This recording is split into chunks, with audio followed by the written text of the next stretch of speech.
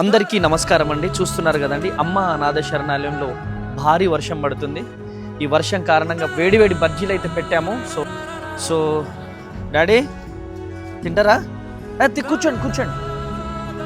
Right, very good, super daddy మీరు.